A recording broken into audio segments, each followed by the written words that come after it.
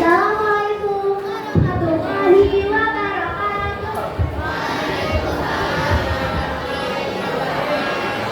Hai, perkenalkan, nama Ade Audrey dari kelas 5 Kutina.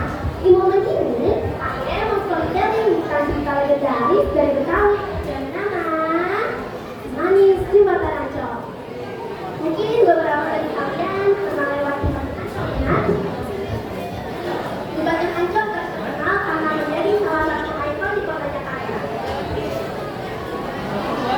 Tapi ternyata di balik ada kisah kelam.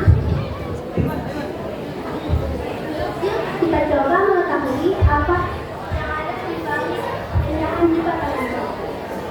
Kisah ini berawal pada abad ke-19. Kisah tentang seorang anak yang bernama Siti Aisyah dan mamanya Maryam.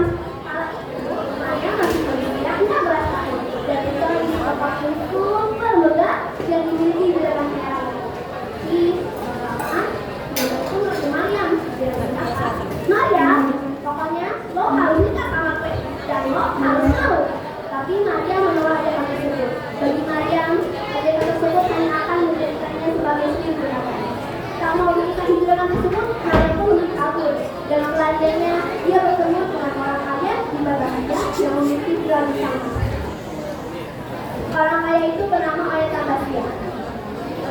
Yang Ayah ketahui, Maryam itu terkenal dengan kecantikannya serta nada bicaranya yang sopan. Jadi tak heran, banyak sekali lelaki yang ingin dekat dan kenal dengan Maryam. Melihat kecantikan Maryam, hati Ayah pun bergerak untuk memerintahkan dua anak buahnya yang bernama Ibu dan Surya. Mendengar hal tersebut, Maryam pun kabur lagi memerintahkannya. Tapi di tengah jalan, Maryam tertangkap dan dibunuh oleh Ibu dan Surya. Melihat Maryam yang sudah tidak bernyawa, Ayah pun sudah tidak ingin lagi dengan Maryam. Dan Ibu dan Surya membuang Maryam di dekat danau Guntur yang milik terkenal angker. Yang Ayah dengar dari orang yang sering dengannya, kadang ada aja yang berbeda, kayak tiba-tiba hawa dingin membuat bulu berhenti, atau suara dari kesakitan,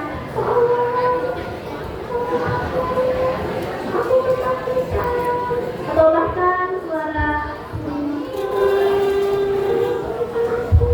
karena sampai sekarang mayat Maryam masih menjadi para warga.